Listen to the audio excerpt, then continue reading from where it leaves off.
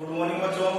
हम कल के क्लास में बात कर रहे थे आवेश का संसूचक। कल मैंने राइटिंग करा दी थी आपको आवेश का संसूचक।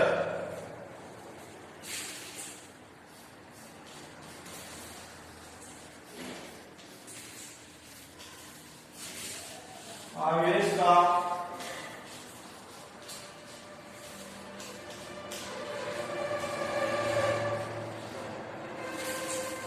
संसूचक, इसमें क्या करेंगे हम? एक स्वर्ण पत्थर पात्र विद्युतदर्शी लेंगे, एक स्वर्ण पत्थर विद्युतदर्शी लेंगे। तो इसका एग्जाम किस प्रकार से क्वेश्चन पूछ सकता है हमारे को? स्वर्ण पत्थर विद्युतदर्शी के द्वारा आवेश का संसूचक समझाओ। स्वर्ण पत्थर विद्युतदर्शी के द्वारा आवेश का संसूचक समझाओ। तो इसमें एक पात्र लेंगे, उस पात्र का नाम क्या है?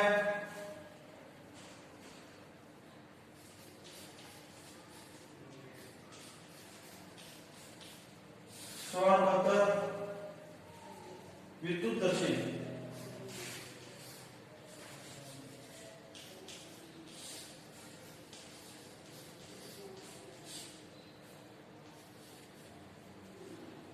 स्वर्ण पत्थर विद्युतदर्शी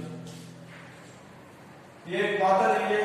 तो आप सबसे पहले इसमें क्या करेंगे हम कि किसी वस्तु पर आवेश कैसे उत्पन्न कर सकते हैं हम, इसके बारे में अध्ययन करेंगे। स्वर्ण पत्थर पात्र के ऊपर, स्वर्ण पत्थर के ऊपर जब समान आवेश आता है तो उनके ऊपर क्या प्रभाव पड़ता है, इसके बारे में अध्ययन करेंगे। इसके बारे में बताने से पहले आप पहले एक डायग्राम बना लो।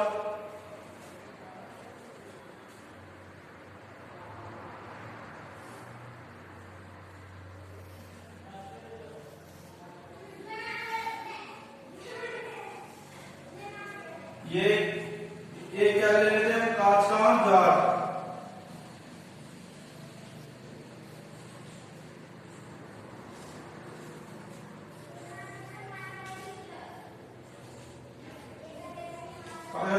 पात्र, और इसके सिरे मूल के ऊपर क्या लगाते हैं? कोर्क।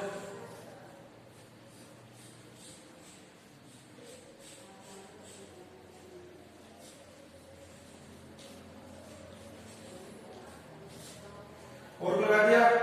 अब एक क्या लेते हैं? धात्विक छड़।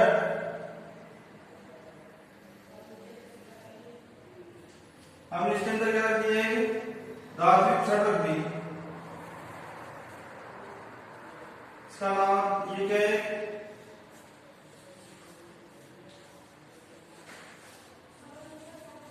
धात्विक छड़। अब इस धातु छड़ के नीचे वाले मुंह के ऊपर, पात्र के अंदर जो मुंह है उसके ऊपर क्या लगा दीजिए? स्वर्ण पत्ती।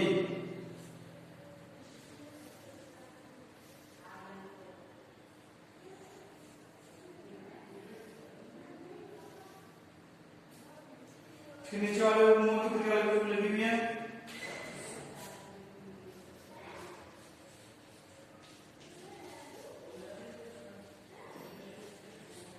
स्वर्ण पत्ती। अब इस धातु छड़ के ऊपर वाले सिरे के ऊपर एक गुंडी लगा देते हैं, उसको क्या नाम देते हैं? धात्विक गुंडी।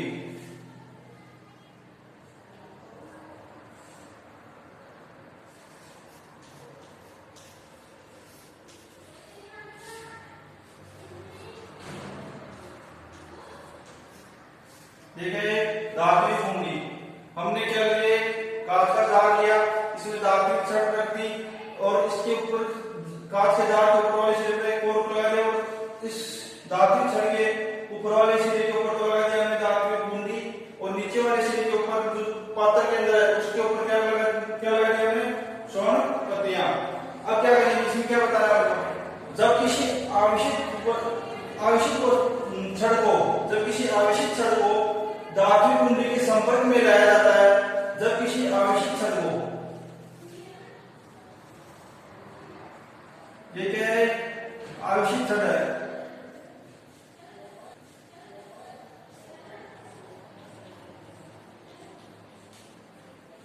इसमें क्या लिखना हमारे को नीचे, जब किसी आवेशित छड़ को धात्विक बूंदी के संपर्क में लाया जाता है तो आवेशित छड़ से आवेश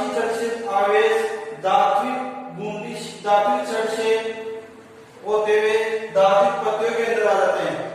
क्या आते हैं? धात्विक पत्तियों के अंदर आते हैं, जिसके कारण इस धात्विक छड़ के ऊपर क्या है? पॉजिटिव चार्ज है। तो पहले से पॉजिटिव चार्ज धात्विक पत्तियों के ऊपर है, इनके मध्य क्या होगा? फिर प्रतिकर्षण होगा, जिसके कारण इस धात्विक छड़ को इसके संपर्क धात्विक बूंदी के संपर्क में लाने पर ये सोन पत्तियां दूर दूर हो जाती हैं, ये फैल जाती है ना सोन पत्तियां। तो इसमें लिख लो आप नीचे,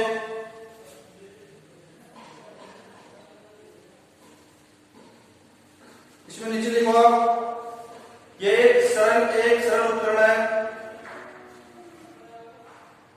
यह एक ऐसा सरल उपकरण है जिसकी सहायता से किसी वस्तु पर आवेश की उपस्थिति जिसकी सहायता से किसी वस्तु पर आवेश की उपस्थिति का पता लगा सकते हैं।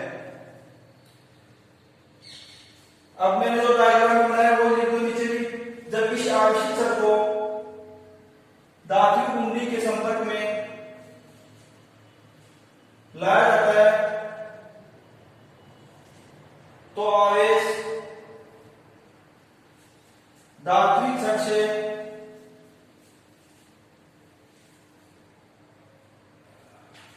धात्विक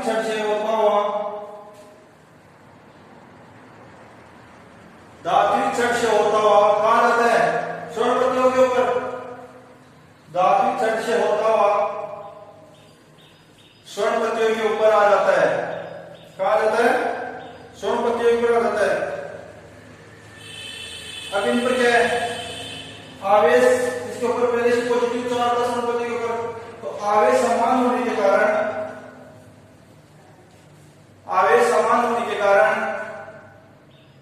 इनके मध्य प्रतिकर्षण होता है, और प्रतिकर्षण होने के कारण ये पत्तियां दूर दूर जाएंगी या पास पास आएंगी? दूर दूर जाएंगी। तो प्रतिकर्षण होने के कारण स्वर्ण पत्तियां दूर दूर फैल जाती हैं। स्वर्ण पत्तियां दूर दूर फैल जाती हैं।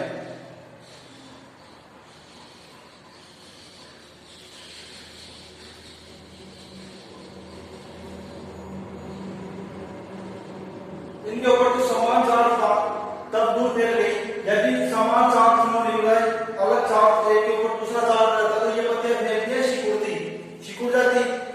कि दूसरा चार्ज होता माइनस होता तो प्लस माइनस आकर्षण होता उनके मध्य, तो आकर्षण होता तो ये सिकुड़ जाती, फैलती थोड़ी। तो नीचे लिख लो आप, यदि समान आवेश के बदले कोई दूसरा आवेश होता तो ये पत्तियां आपस में सिकुड़ जाती।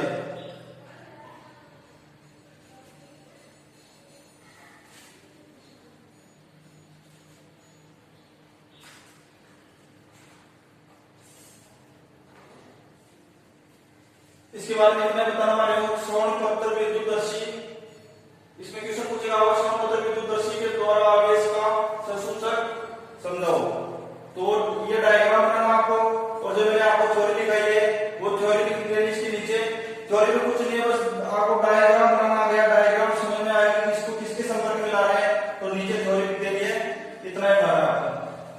अब आप अभी ये डालो,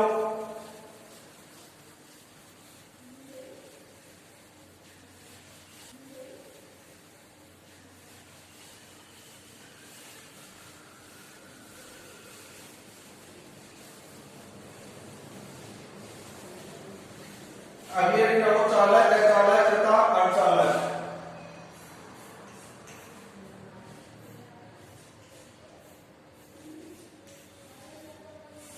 चालक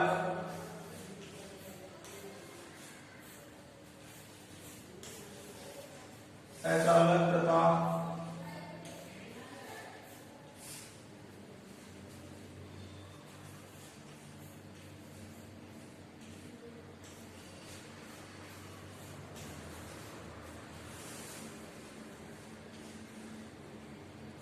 अर्धचालक। चालक, अचालक तथा अर्धचालक। इसमें क्या करना है हमारे को? चालक की डेफिनेशन लिखनी है, अचालक की डेफिनेशन लिखनी है और अर्धचालक की डेफिनेशन लिखनी है। एग्जाम्पल का आपको पूछता है चालक, अचालक तथा अर्धचालक को समझाओ, उसमें क्या करना है हमारे को? इनकी डेफिनेशन लिखनी है और इनके एग्जाम्पल लिखने हैं। तो पहली एडिटर ऑफ स्टार लगाएंगे चालक।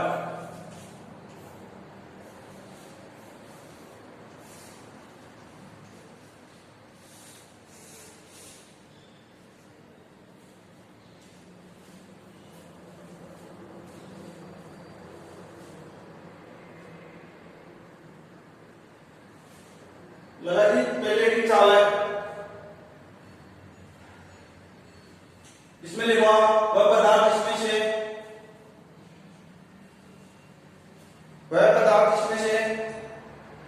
विद्युत धारा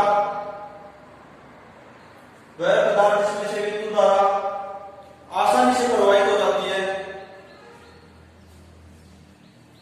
वह पदार्थ जिसमें विद्युत धारा आसानी से प्रवाहित हो जाती है चालक कहलाता है। नाम से पता चलता है चालक, उसमें धारा तो आसानी से प्रवाहित हो रही है, तो वह पदार्थ जिसमें विद्युत धारा आसानी से प्रवाहित हो जाती है चालक कहलाता है। और एग्जांपल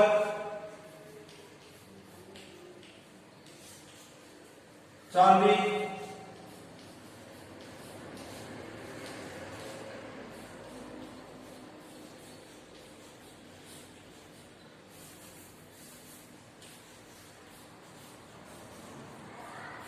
लोहा,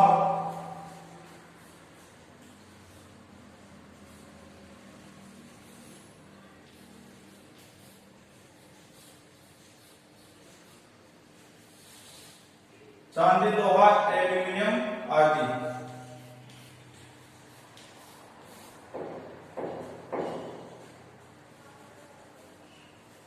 चांदी विद्युत का सबसे बढ़िया चालक है, तो इसमें एग्जांपल लेना आप चांदी, लोहा, एल्यूमिनियम आदि। दूसरे निकालो अचालक,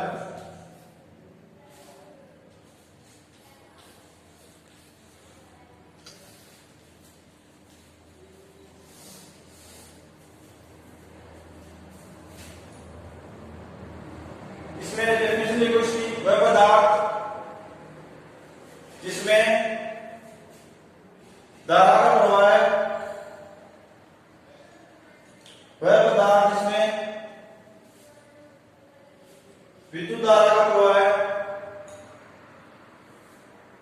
नहीं होता है अचालक कहलाता है।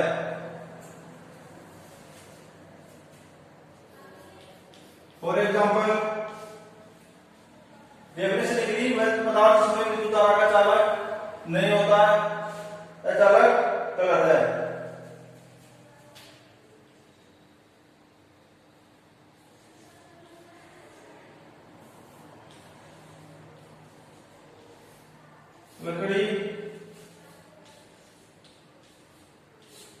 लकड़ी, रबर,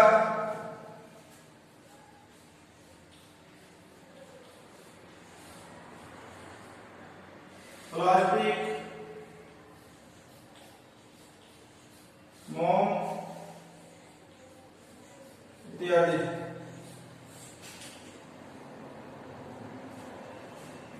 बताओ एग्जाम्पल।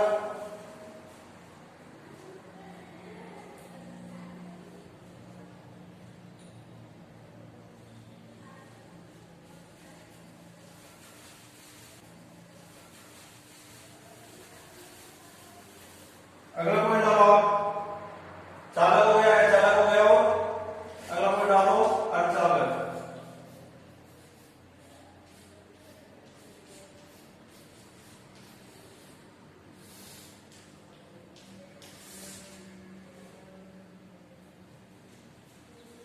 एग्जाम्पल बता दिया आपने, अब हेडिंग डालो अर्धचालक।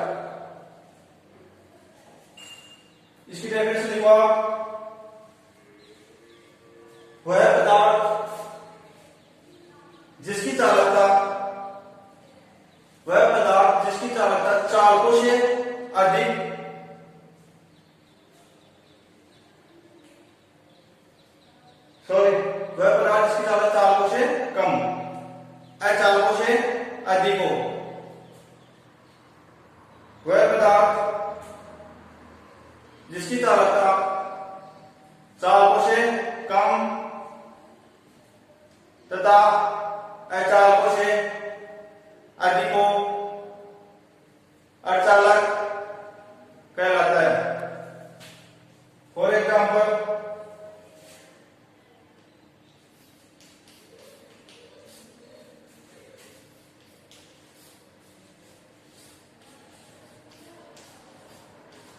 सिलिकॉन तथा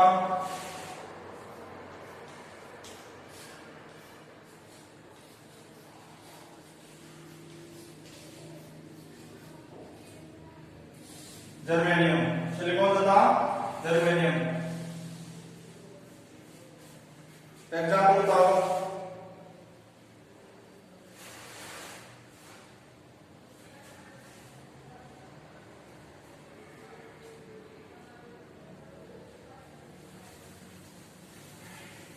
अब आप अगले रीडिंग डालो।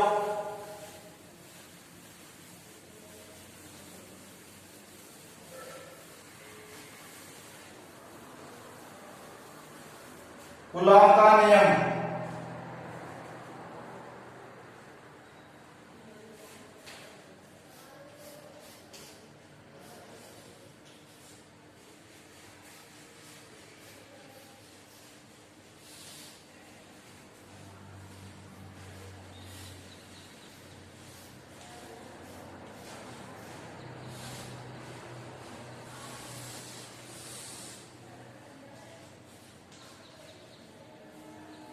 अगले रीडिंग डालो कूलॉम का नियम।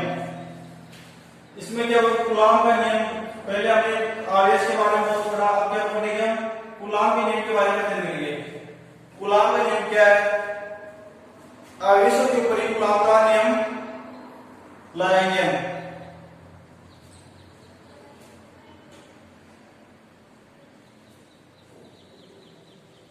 तो कूलॉम का नियम क्या है? दो स्थिर बिंदु आवेशों के मध्य, जैसे कोई दो स्थिर बिंदु आवेश है, दो स्थिर बिंदु आवेशों के मध्य लगने वाला आकर्षण या प्रतिकर्षण का बल, कि आकर्षण या प्रतिकर्षण का बल इन आवेशों के गुणनफल के समानुपाती तथा इनकी दूरी के बीच के वर्ग के व्युत्क्रमानुपाती होता है। इसको डायग्राम समझो। जैसे दो क्या है आवेश Q1, दूसरा Q2, इन दोनों के बीच की दूरी है R।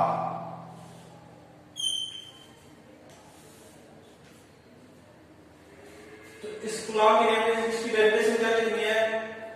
दो स्थिर बिंदु आवेशों के मध्य, ये दो स्थिर बिंदु आवेश है, हमने दो स्थिर बिंदु आवेश ले लिए, दो स्थिर बिंदु आवेशों के मध्य लगने वाला आकर्षण या प्रतिकर्षण का बल इन आवेशों के गुणनफल के समानुपाती, इन आवेशों के गुणनफल के समानुपाती कि कोई बल क्या लग रहा है? लग रहा है बल को किसी से दर्शाते हैं ना, बल लग रहा है। तो डेफिनेशन क्या बोल रही है कि दो स्थिर बिंदु आवेशों के मध्य लगने वाला आकर्षण या प्रतिकर्षण का बल दोनों आवेशों के गुणनफल के समानुपाती, दोनों आवेश Q1 Q2 के गुणनफल के समानुपाती, Q1 Q2 के गुणनफल के समानुपाती हो, इसके तो समानुपाती हो गया, तथा बीच की दूरी क्या है? R। बीच की दूरी के वर्ग के, इस बीच की दूरी R का वर्ग क्या हो गया? R स्क्वायर हो गया। बीच की दूरी के वर्ग के व्युत्क्रमानुपाती हो, तो क्या हो गया? व्युत्क्रमानुपाती R। तो ये क्या होता है? दोनों आवेशों के बीच की दूरी के वर्ग के व्युत्क्रमानुपाती होता है। तो अब इसको समीकरण एक नाम दे दो, इसको समीकरण 2। तो समीकरण 1 व 2 से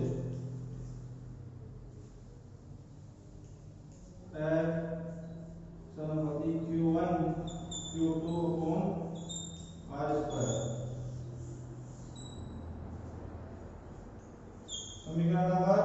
3 F समानुपाती Q1 Q2 upon R square.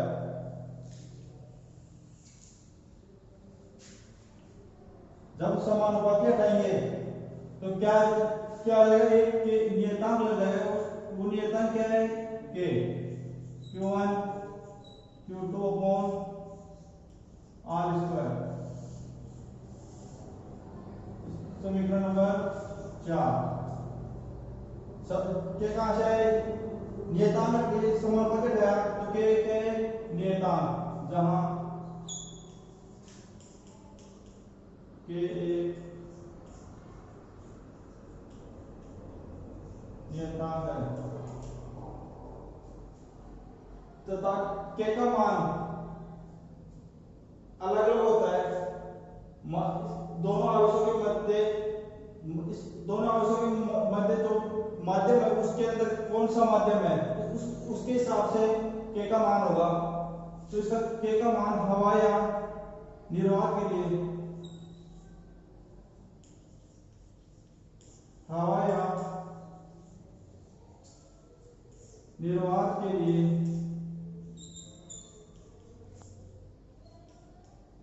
के का मान कितना हो जाएगा, 9 इंटू 10 की घात 9 newton into metre square upon coulomb square. ये तो किसके लिए हो गया, जब दोनों आवेशों के मध्य हवा या निर्वात, कोई हवा या निर्वात हो तो उसके लिए हो गया। और हम के को क्या लिख सकते हैं,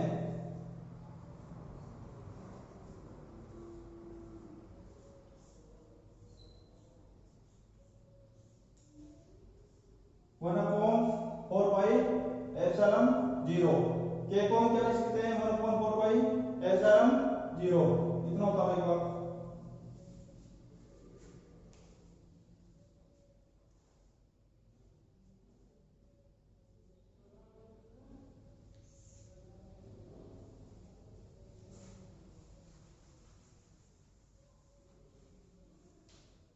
के को क्या लिखते हैं, 1/4 पाई एप्सिलॉन 0। तो ये मान इसमें रखो समीकरण नंबर 4 में, F equal to 1/4 pi epsilon 0 Q1 Q2 upon R square.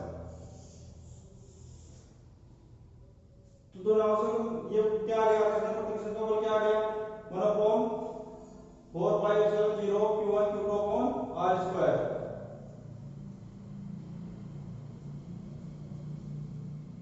इतना बता लिया। अब ये बताओ इसके नीचे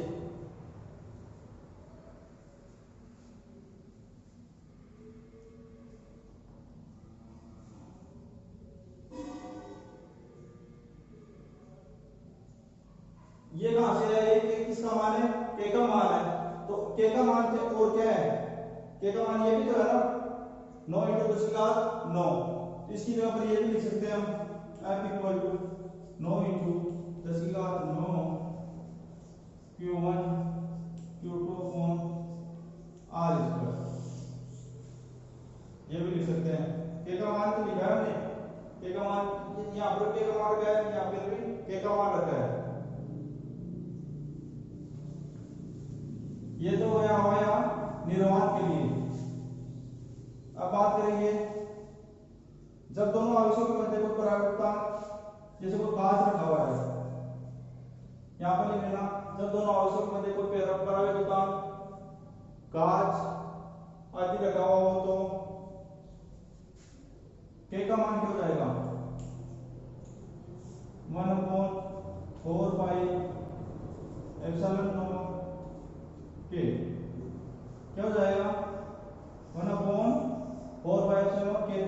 यहाँ पर के का मान रख देंगे हम, F equal to 1/4 pi epsilon 0 के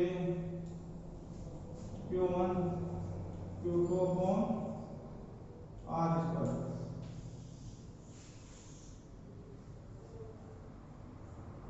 ये किस में हो गया, जब तो दोनों आवेशों के मध्य कोई परावर्तन रखा हुआ हो तो क्या हो गया 1/4 पाई एप्सिलॉन नॉट के Q1 Q2 upon R square. अब हम इसकी जगह क्या लिख सकते हैं एप्सिलॉन नॉट के इक्वल टू इन दोनों की जगह क्या लिख सकते हैं एप्सिलॉन ओनली एप्सिलॉन। तो यहां से k का मान क्या हो जाएगा k equal to epsilon upon epsilon naught. ये बताओ ओनली एप्सिलॉन क्या है माध्यम की निरपेक्ष विद्युतशीलता। ये तो क्या है माध्यम की निरपेक्ष विद्युतशीलता और ये क्या है हवाई निर्वात की विद्युतशीलता। इनके तीन लगा के आपको लिखना ध्यान रहे आपके ओनली एप्सिलॉन क्या है माध्यम की निरपेक्ष विद्युतशीलता तथा एप्सिलॉन नॉट क्या है हवाई निर्वात की विद्युतशीलता।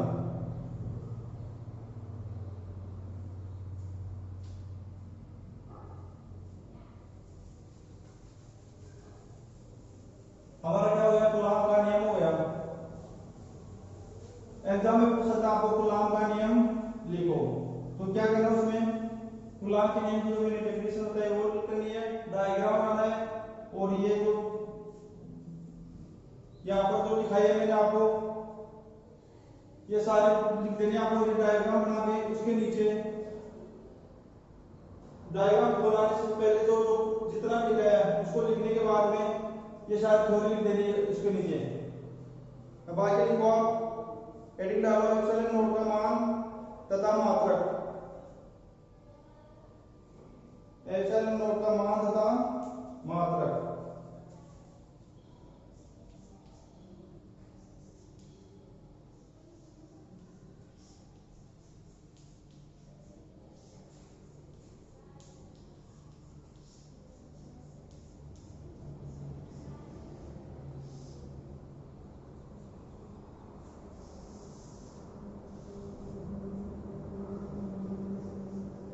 एप्सिलॉन नॉट का मान तथा मात्रक एप्सिलॉन नॉट का मान कैसे क्या करेंगे k का मान कितना होता है तो k की जगह क्या लिख सकते हैं हम 1/4 पाई एप्सिलॉन नॉट। ये किसके बराबर होता है k का एक मान क्या था k का एक मान तो मैंने बताया 1/4 पाई एप्सिलॉन नॉट और दूसरा मान क्या था 9 × 10⁹।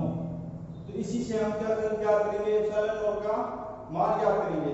इसी से क्या करेंगे एप्सिलॉन नॉट का मान ज्ञात करेंगे।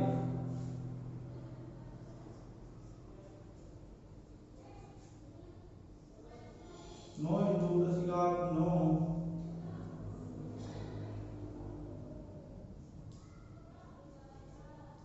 और भाई epsilon naught equal to 1।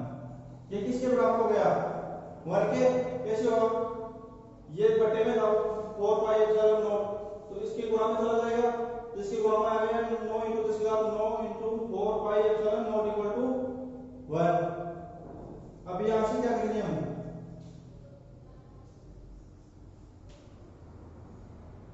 9 × 10⁹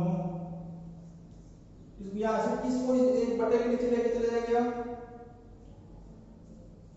epsilon not के अलावा और जितना मान है उसको कंप्लीट को किसके नीचे लेके जाएंगे 1 के नीचे। तो इसके एप्सिलॉन नॉट के अलावा जितना भी मान है उसको सारे को किसके नीचे लेके चले जाएंगे 1 के नीचे।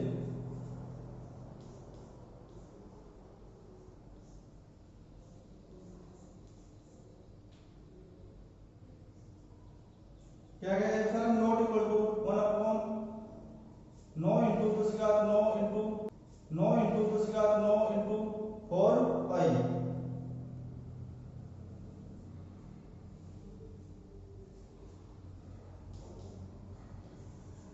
यहां से एप्सिलॉन नॉट का मान क्या करेंगे 1/9 × 10⁹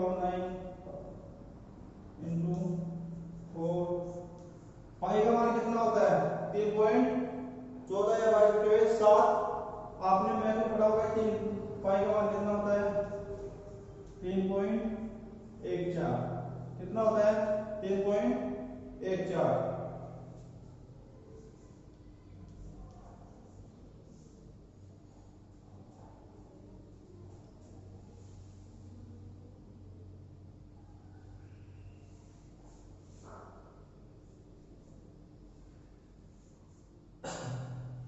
तो एप्सिलॉन नॉट का मान कितना आ जाएगा, इसको हल करेंगे तो इसका एप्सिलॉन नॉट का मान आ जाएगा हमारा 8.85 × 10⁻12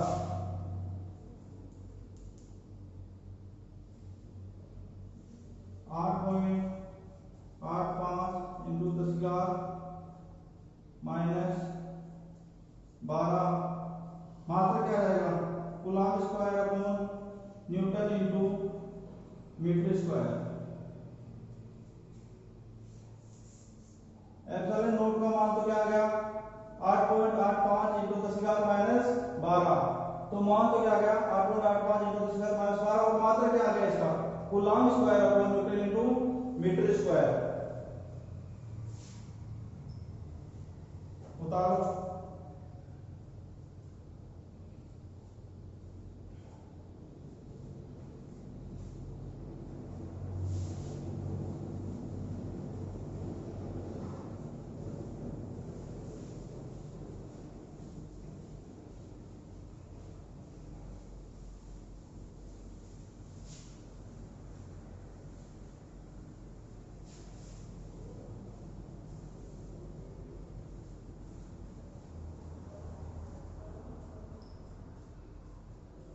अब अगले डी डालो माध्यम का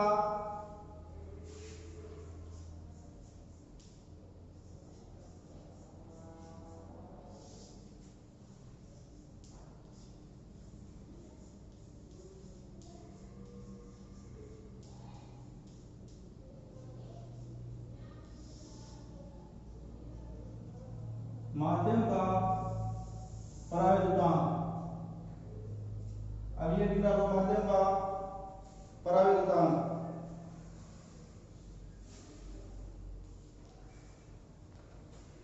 माध्यम का पराविद्युतांक कैसे ज्ञात करेंगे हवाई निर्वात में मान क्या आया था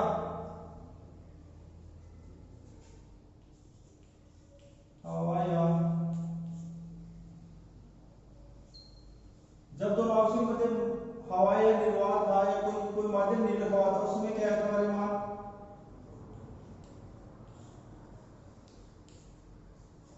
हवाई निर्वात में F = 1/4 epsilon not Q1 Q2 upon R²। समीकरण नंबर 1 ये किस में था हमारे हवाया निर्वात में एयर एफ के नीचे लगाना है एयर। फिर नीचे लिखो माध्यम में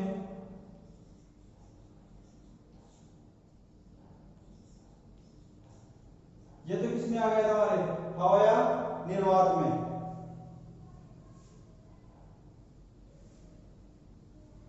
अब दो आवेशों के मध्य ये तो दोनों आवेशों के मध्य तो हवाया निर्वात अब दोनों के मध्य माध्यम में जब दोनों आवेशों के मध्य क्या हो माध्यम हो तो उनके मध्य क्या होगा बल माध्यम में बल F = 1/4 एप्सिलॉन नॉट के Q1 Q2 अपॉन R²। यह हो गया समीकरण नंबर 2। ये किसमें है माध्यम में कैंसिल कर दो Fl तो समीकरण 1 में 2 का भाग देने दो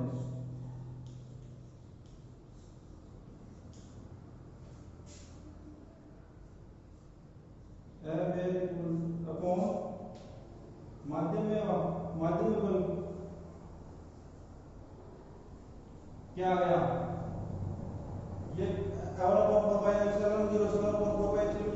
cancel Q1 Q2 upon R square Q1 Q2 upon R square cancel, क्या बच जाएगा इक्वल टू ओनली K, क्या बच जाएगा ओनली इक्वल टू K।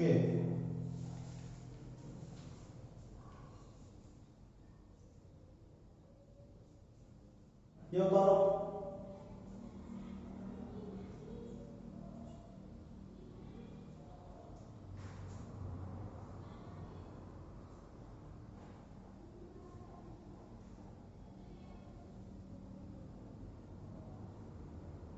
अब इसको उतारने बाद नीचे लिखो, निर्वात या वायु में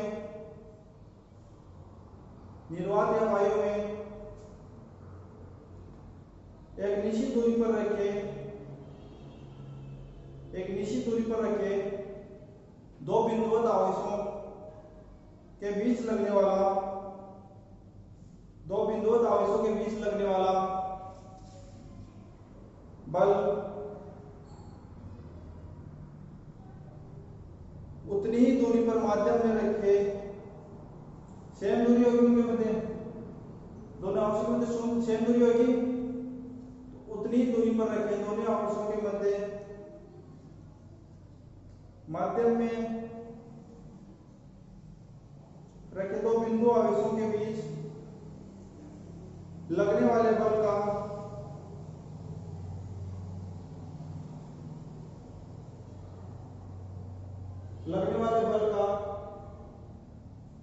अनुपात, लगने वाला बल का अनुपात क्या कहलाता है, माध्यम का परावैद्युतांक। ये क्या कहलाता है, दोनों आवेशों के मध्य हवा में और दोनों आवेशों के मध्य जो माध्यम हो, तो इन दोनों का अनुपात क्या कहलाता है, माध्यम में परावैद्युतांक कहलाता है।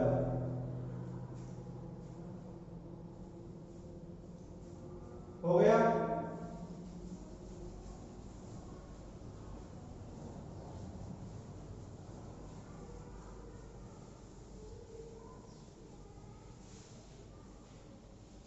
अगले रीडिंग डालो आप,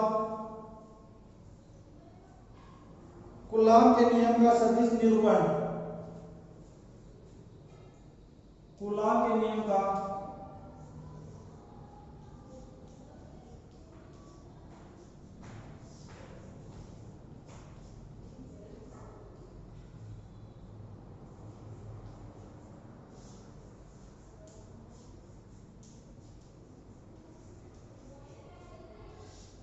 सदिश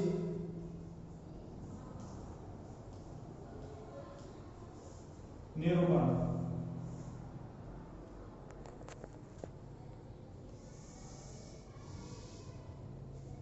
कूलाम के नियम का सदिश निरूपण। आज क्लास में इतने काफी, और बाकी अगली क्लास में पढ़ेंगे।